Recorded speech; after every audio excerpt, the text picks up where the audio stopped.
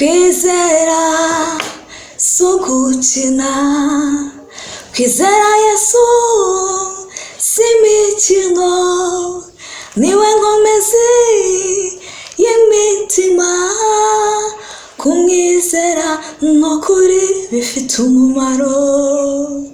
Kwizera si ugukina, kwizera Yesu si imikino, niwe nkomezi y'imitima, kumwizera n'ukuri bifite umumaro. Naramubonye Yesu, naramubonye, ndemerewe yaranduhuye, nkomerewe Yesu yarandwaniriye, kumwizera n'ukuri bifite umumaro. Kwizera si ugukina, kwizera Yesu si imikino, niwe nkomezi y'imitima, kumwizera n'ukuri bifite umumaro. Amen, haleluya. Ndabaramukije mu izina rya Yesu. Yesu nashimwe. Shimye Imana cyane ikimpaye ubuzima. Nukuri ni ibitangaza bigeretse ku bindi, ni impuhwe z'Imana zitarondoreka. Kandi nawe nkurikiranye, Imana ikaba ikigutije ubuzima. Ugira ubuntu bwo kureba ijambo ry'Imana, Imana ikaba ikiguha umwuka wo guhumeka, ikaba ikigushoboje gukora ibyo ukora, ukaba uhaguruka bigakunda, ukaba uvuga bigakunda, ukaba ureba bigakunda. Nukuri Imana ishimwe ku bwawe. Haba hatanzwe ingabo nyinshi ku bwacu. Amen, haleluya. Nezerewe Imana cyane mu mutima, mpereye kuri iyo ndirimbo ivuga ku kwizera. Data nyiringayo Imana, ndagushimiye, ngushimiye ko kandi wongeye guca akanzu. Wongeye guca akanzu ngo tugushime tuguhimbaze, wongeye guca akanzu ngo tuvuge imirimo itangaje wakoze, wongeye guca akanzu Mana, nuhabwe icyubahiro. Reka ntihabe nje nkubere microphone, reka abantu bose mwami bagiye gukurikirana rino jambo, reka bazarikurikirana nyuma, mwami w'icyubahiro, reka buri umwe wese uzarigeraho rizagire uruhare mu kumubohora mu mutima, rizatume yongera gusubirana ibyiringiro, rizatume mwami w'abami atongera gutakaza icyizere. Mwami w'abami, rino jambo ndaguhamagaye ngo urisige amavuta, urisige imbaraga zawe, urihereze ubutware bwo guhindura imitima, urihereze ubutware bwo gufata icyemezo. Mwami, abananiwe gufata ibyemezo, bihindura ubuzima bwabo, babashe kubifata kubwira ijambo. Reka ntihabe nje pa, nukuri ndakwemereye, kukwizera si imikino Kristo, uri inkomezi y'imitima. Ibyo si ibyo mvuga gusa, mu buzima bwanjye narabibonye. Kukwizera si ugukina, kukwizera birimo ubuzima, kukwizera birimo imbaraga, kukwizera bikiza indwara, kukwizera mwami w'abami bitanga ubuzima, bitanga imibereho, kukwizera byambika abambaye ubusa, kukwizera bituza mu mazu abatagira aho gutura, kukwizera byubaka ingo, kukwizera bitanga urubyaro. Kristo ni wowe nkomezi y'imitima. Nushimye ubwugamo bw'umugaro, nushimye kugaragara mu buzima bwacu mu minsi itambutse, nushimye ko burimo muri iyi minsi, nushimye ko no mu minsi ari wowe wo kuturwanirira. Amen. Araturwanirira, araturwanirira, niwe ngabo yacu. Yesu araturwanirira, araturwanirira, araturwanirira, niwe ngabo yacu. Yesu araturwanirira. Imana nishimwe cyane kwinyemereye ngo tuganire ijambo ryayo. Nahereye mbivuga n'ubuntu bigeretse ku bundi, nabitangiriyeho bivuga n'ubuntu bigeretse ku bundi. Tugiye kuganira hejuru yo kwizera. Amen, haleluya. Kwizera Imana bifite umumaro muri ubu buzima bwa minsi ya none ndetse no mu buzima buzaza. Ibyo nibyo tugiye kuganiraho. Kwizera Imana bifite umumaro muri ubu buzima turimo umunsi wa none ndetse n'ubwo mu bihe bizaza. Reka dusome amagambo y'Imana dusanga muri Zaburi ya 27. Zaburi ya 27 dusome ijambo ry'Imana. Turahera ku murongo waho wa 10. Turasoma verse 4 zonyine. Haravuga ngo ubwo data na mama bazandeka Uwiteka azandarura. Uwiteka ujye unyigisha inzira yawe, unyobora inzira y'igihamo kubw'abanyubikira. Ntumpa abantera kunkora uko bashaka, kuko abagabo b'indarikwa bampagurukiye n'abavuga iby'urugomo. Mba nararabye iyo ntizera ko nzarebera kugira neza k'Uwiteka mu isi y'ababaho. Tegereza Uwiteka, komera umutima wawe uhumure, ujye utegereza Uwiteka. Amen. Haleluya. Ayo magambo araryoshye. Reka nongeye nyasubiremo, njye nyasoma yamfashije cyane. Ubwo data na mama bazandeka Uwiteka azandarura. Uwiteka unyigishe inzira yawe, unyobora inzira y'igihamo kubw'abanyubikira. Ntumpa abantera kunkora uko bashaka, kuko abagabo b'indarikwa bampagurukiye n'abavuga iby'urugomo. Mba nararabye iyo ntizera ko nzarebera kugira neza k'Uwiteka mu isi y'ababaho. Tegereza Uwiteka, komera umutima wawe uhumure, ujye utegereza Uwiteka. Amen. Dawidi, Zaburi ni ya Dawidi. Dawidi yandika avuga kuri aya magambo. Yaravuze ngo ubwo data na mama bazandeka Uwiteka we azandarura. Abantu bajya batureka inshuti, nukuri bakakuvaho pe, ariko Uwiteka ntajya gusiga. Nizadusiga, nizaduhana, iraduhetse ku mugongo wayo. Nizadusiga, nizaduhana, iraduhetse ku mugongo wayo. Ubwo data na mama bazandeka Uwiteka azandarura. Noneho Dawidi akomeza avuga amagambo aravuga ngo unyigishe inzira yawe. Amen. Nibyo koko Imana iba kumwe natwe, nibyo koko ihora iturinda, nibyo koko itwitayeho, ariko birasaba ko tuyinginga, birasaba ko duhora imbere yayo, birasaba ko tuyibwira Mana tuyobora inzira yawe. Uzi impamvu Dawidi yavuze ngo Mana unyobora inzira zawe, unyobora inzira y'igihamo kubw'abanyubikira. Amen. Kubw'abanyubikira. Reka nkubwire inshuti, nubwo utabizi wenda cyangwa se uranabizi, harimo abakubikira, harimo abaguhiga, harimo abakugambanira. Abo bose siko ari abanzi bawe. Satani niwe mwanzi wawe. Abakwanga, abagute, niyo mpamvu bahindagurika, abagukorera ibibi. Nuko Satani ajya anyura mu bantu, kugira ngo aguhemukire, ajya anyura mu bantu kugira ngo ageze icyo ashaka kigereho mu buzima bwawe. Dawidi yinginga Imana avuga ngo unyobore inzira y'igihamo kubw'abanyubikira, ngo ntumpa abantera kunkora uko bashaka. Yinginga Imana aravuga ngo Mana yanjye ntumpa abantera kunkora uko bashaka. Iri sengesho ni iryawe nawe. Cyo ijambo rivuga ngo kwizera Imana bifite umumaro mu buzima bw'uyu munsi, ubuzima turimo aka kanya, ndetse no mu buzima buzaza. Kwizera Imana bifite umumaro. Dawidi ntabwo wasenga rino sengesho utizeye Imana. Asenga aravuga ngo ntumpa abantera kunkora uko bashaka. Bivuga ngo Imana ifite ubwo bubasha bwo kukurinda ababisha. Iyo biretse bikakugeraho, si uko ibidashoboye kubihagarika, iba yabyemeye bikakugeraho. Ariko Dawidi yarasenga aravuga ngo Mana ntumpa abantera kunkora uko bashaka.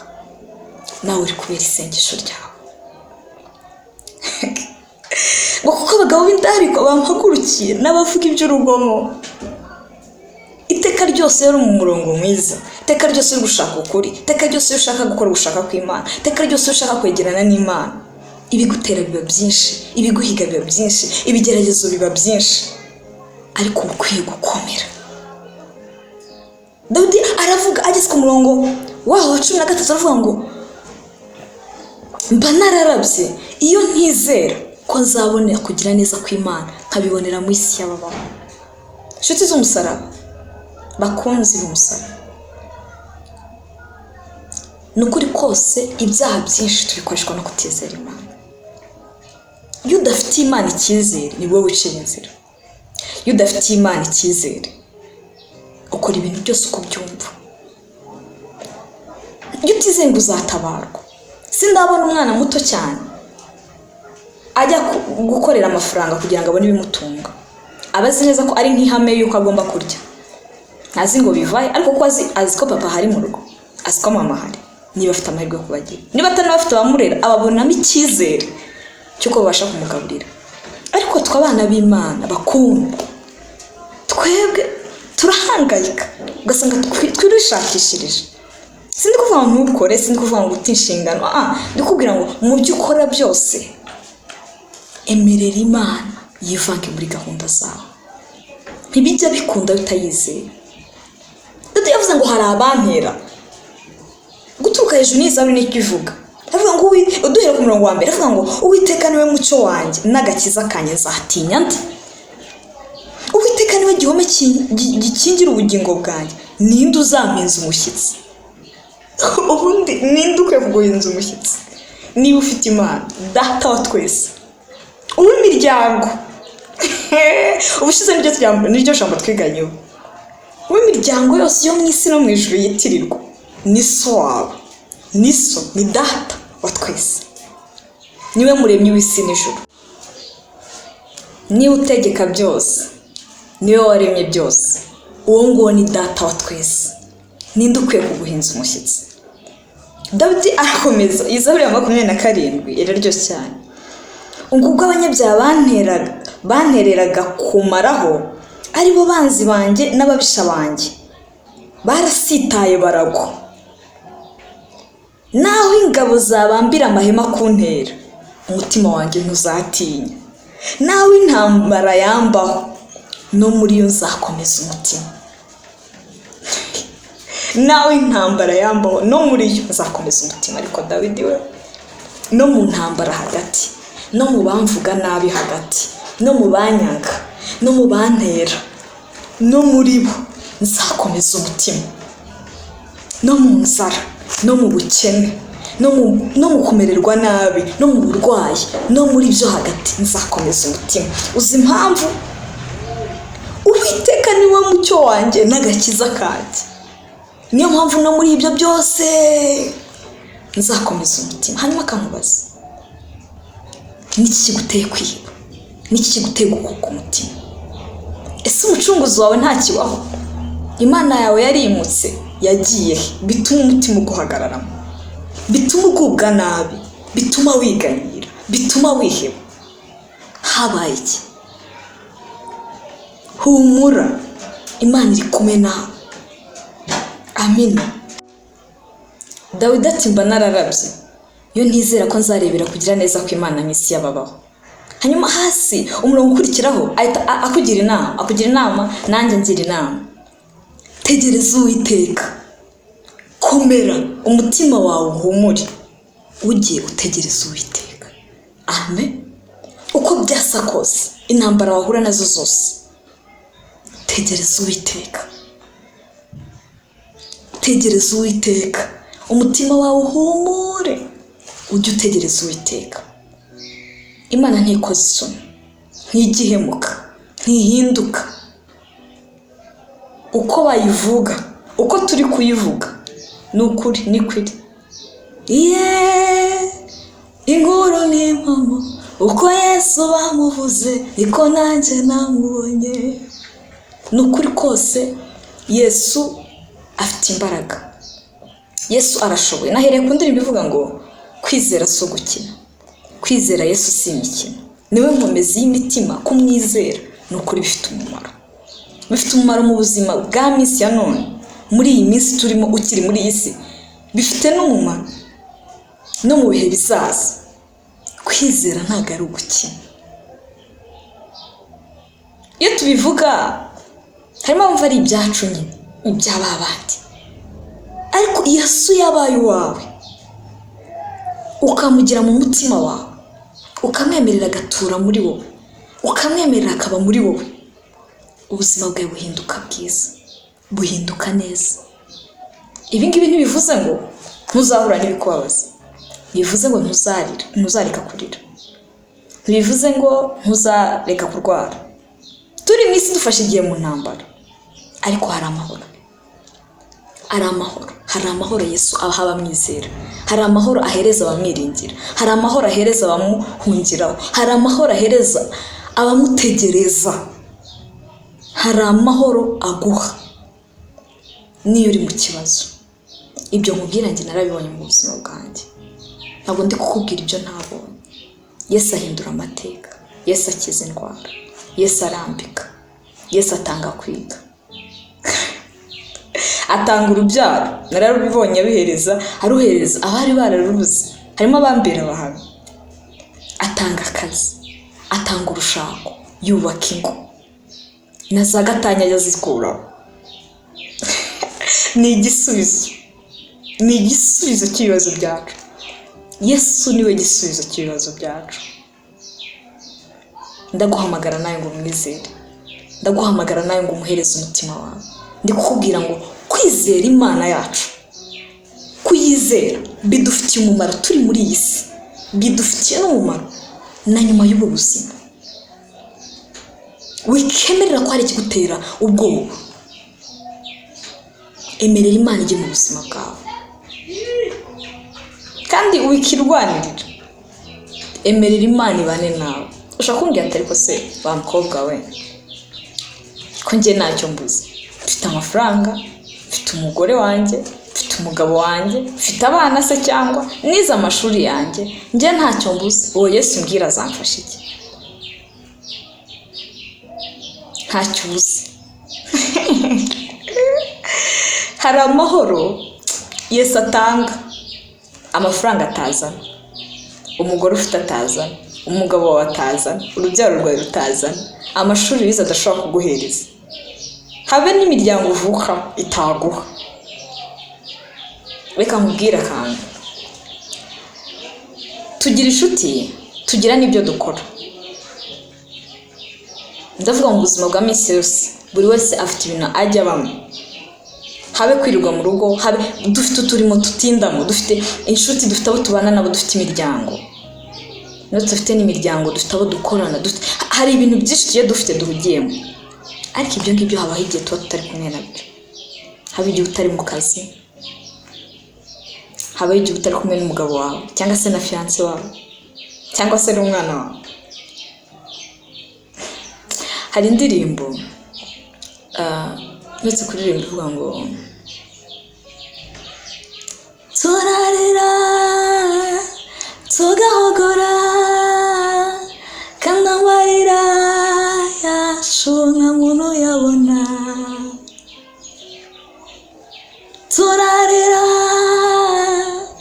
tugahogora kandi amarira yacu nta muntu yabona.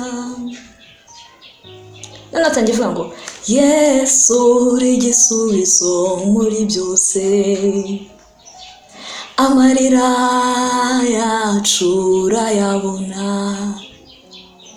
ay'inshuti zitabona, ay'ababyeyi batabona, ay'abavandimwe batabona, ay'urubyaro rwacu rutaduhoza, yose mwami urayabona.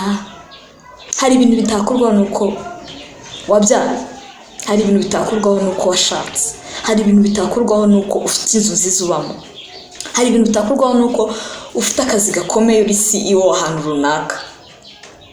Hari ibintu bikeneye Yesu gusa, ngakubera inshuti ya bugufi, akubera umujyanama, wumve ko hari uwo muri kumwe. Intsinzi mu buzima si mbi, no kugera kure si bibi, ariko uko urushaho gutumbagira niko ubuzima bwo kuba nk'ubwigunge bubamo. Heza indwara ya depression, abantu bagiye bagira agahinda gakabije, biterwa n'ikizi. Abenshi muri bo ni abantu bakomeye, abenshi muri bo bakuriye mu miryango ifashije, ntibabuze ibyo kurya, ntibabuze imyambaro, ntibabuze za minerivare. Wakibaza ngo byavuye he? hari ukuntu ubana n'ibintu cyangwa ukabana n'abantu ariko ukumva ntibari kuri hafi, ukumva ntawumva akababaro kawe, ukumva ntawumva imvune urimo, ukumva ntawubona ubwitange ufite. Bene ibyo Yesu arabikiza. Aba ari kumwe nawe kandi arakubwira mwana wanjye humura, arakubwira ndi kumwe nawe, arakubwira komera, arakubwira komeza, arakubwira wabikoze, arakubwira ibi wabyishe ikosore. Ni inshuti ya bugufi, ni inshuti ya bugufi. Yesu ni inshuti ya bugufi. Uwo ni wo mumaro wo kumugira mu buzima bwawe. Rero ntumbwe ngo ukomeye bingana iki, ntumbwe ngo ugeze ku biki, ntumbwe ngo ufite inzozi zimeze zite, uri kujya he? Ukeneye Yesu, uramukeneye, sinareka kubikubwira. Uramukeneye, uramukeneye. Wamenya icyo wari warabuze yinjiye mu buzima bwawe. Nago wakimenya ataragera mu buzima bwawe, ako yinjiye mu buzima bwawe nibwo umenya icyo wari warabuze. Muha amahirwe yinjiye mu buzima bwawe, nawe wamwakiriye wishika intege, wicogora, wicogozwa n'ibihe. Kwizera ni ukubera iki twizera? Kwizera bivuze iki? Haba ibintu ducamo cyangwa ibyo turugura nabyo biba bihabanye n'ibyo Imana yatubwiye. Ugasanga Imana yakubwiye ngo ndakwambitse mwana wanjye, n'umwenda wari ufite imbeba zigahita ziburya. Kabwo ndakugaburiye, inzara ikakwishika burara ukabwirirwa. Imana yakubwiye ngo irakugaburiye. Nkwaye kwiga school fees naho zajyaga ziva akibana, cyangwa se kaba hatari hanahari kakubwira ugakomeza ukabona bimeze bityo ariko ukazarangiza kwiga. Kwizera kadusoma mu gitabo cy'Abaheburayo, igisobanuro cyo kwizera.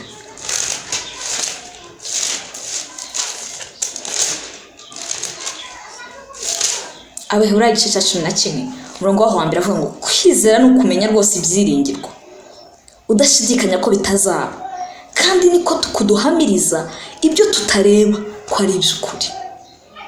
Amen. Uko niko kwizera. Ndavuga ngo nzi ko Mana hari icyo wandemeye, hari icyo wavuze ku buzima bwanjye, nibyo ko kandi hasa harya, nibyo ko kandi hari ibi ngibi, ariko nizeye ko hari icyo wavuze kandi kizasohora. Kwizera ni ukumenya rwose ibyiringirwa, udashidikanya ko bitazaba. Nta gushidikanya kurimo. Ntutinye ibigukanga, ntutinye ibigutera, ntutinye ibiguhakanya.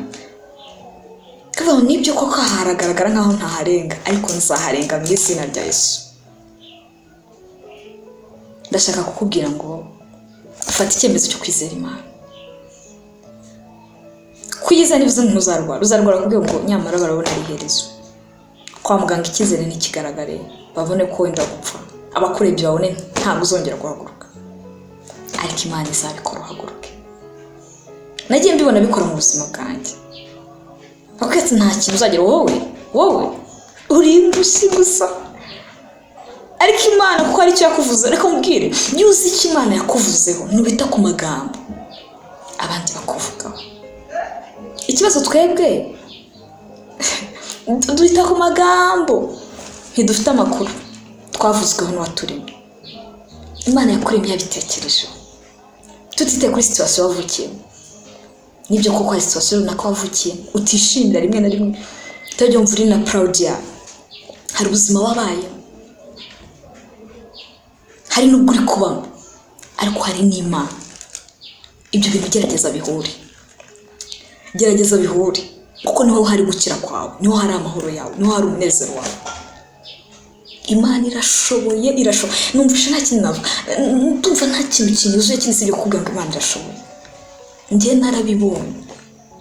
Iyo wizeye Imana wemeye kwinjira mu buzima bwawe, harimo abaguseka, ukajya ubona hari uburyo ufite nk'ubujijimo umukuntu, ukajya ubona hari ukuntu urinjije amahirwe runaka bita amahirwe, ariko atari mu by'Imana ishaka igushakaho. Bakabona uri kuyanga, bakabona hari ibyo uhakana, ukajya ubona uyu muntu ashobora kuba afite nk'ikibazo cyo mu mutwe si gusa, ariko ntabwo ari ikibazo cyo mu mutwe. Kwizera Imana no kuyitegereza bifite umumaro mu buzima bw'uyu munsi no mu buzima buzaza. Izera Imana, yigirire icyizere, yemerera iganze muri wowe, yemerere maze urebe ngo ubuzima bwawe burahinduka ukundi kuntu.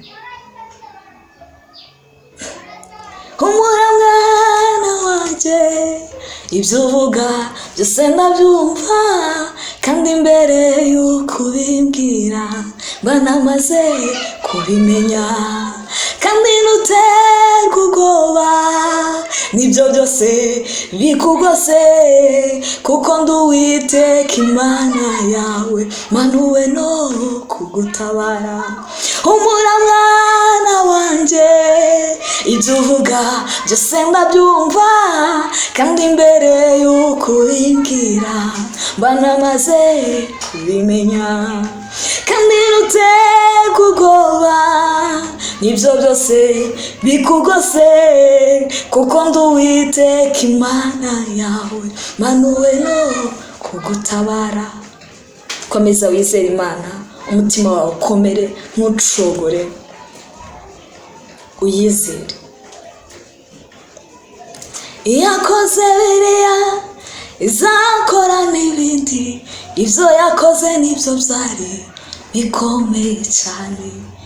Iyakurinze mu bwana, iyakwambukije bya bibaya byose, iyagukuriyeho ya misozi, n'ubiracyari Imana, izakora n'ibindi. Ongera uyigirire icyizere, wiyitakarize icyizere.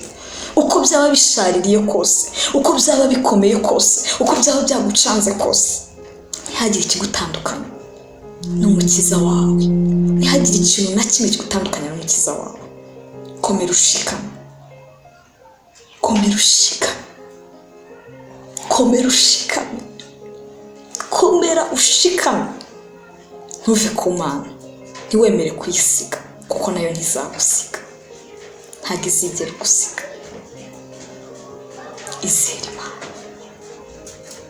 Nagusezeranije ubuzima, ninjye buzima, umfite afite ubuzima, ubuzima bwuzuye. Imana iri kubikwibutsa, yagusezeranije ubuzima, niyo buzima. Uyifite, ufite Kristo muri we, afite ubuzima bwuzuye. Hanyuma humura, ikubwira ngo kwizera Imana bifite umumaro mwinshi. Ndashimira Imana ko itagihemuka. Wowe ntumeze nk'abantu ngo utubwire ibinyoma, kandi ntukora nk'abantu ngo wicuze cyose. Ukomeze isezerano kugeza ibihumbi, Mana ntumeze nk'abantu kandi ntukora nabo. Imana iri kumwe nawe, abantu nibaguta nibanahaba, Imana ijya iguha abantu, ariko n'igihe yemera ko batakuba hafi. Rero ntuzagire umuntu urenganya. Dukunda kubika inzika, tukagira ibintu tugira muri twebwe, ugasanga hari abantu runaka ushinja ubuzima urimo. Ntuzagire urenganyiriza ubuzima urimo. Imana itagutabaye ntawagutabara, itakwitayeho ntawakwitaba, itakwibutse ntawakwibuka. Inginga Imana ikwibuke, inginga Imana ikugarukeho, ikugarutseho ikugarurira abantu. Amina, haleluya. Imana ikugarutse, itoroshye ryayo rikurebyeho, baraza n'ukuri. Rero ntuzagire umuntu ubikira inzika, ahubwo egera Imana. Haba igihe ari byo bihe yemeye kuwucamo. Ukeneye abantu, nubwo Imana itabara, nubwo Imana ikora, binyura mu bantu, binyura mu bantu. Ugira umuntu urakara ku gasezo runaka urimo, hari igihe ariyo season urimo gucamo mu buzima bwawe. Iyo ifunze ntawufungura, iyo yafunguye ntawafunga. Niyo Alpha na Omega, ni Imana y'itangiriro n'iherezo. Yigirira icyizere, yigirira icyizere. Shoje nkubwira ngo komeza ugirire Imana icyizere. Kwizera bifite umumaro mu minsi ya none no mu bihe bizaza, bifite umumaro. Data, ndasenze nkwinginga ngo mwene data unkurikiye, umuhereze imbaraga, dukomereze amaboko Mana, dushoboze gukomeza kukwizera. Hari ibiduhanda mu mpande zitandukanye zo muri iyi si, hari ibiduhanda mu buzima bwacu bwa buri munsi, ariko uri kumwe natwe. Dawidi aravuga ngo iki kizamuhinza umushyitsi, natwe ntacyo twemere ko kiduhinza umushyitsi, kuko uri umutabazi wacu, dufite byose. Ni mu izina rya Yesu senze nizeye, Kristo Yesu, amen. Shalom shalom. Imana ikomeze kuguhaza amahoro, ikomeze kuguhereza umutekano. kandi ibyo utakorewe n'abandi bose Imana irahari kubigukorera, ariko izabinyuza mu bantu,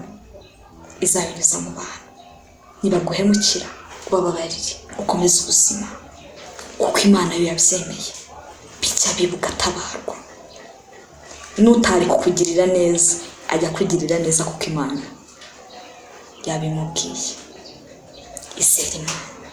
Izere Imana irakoherereza ubutabazi ukeneye.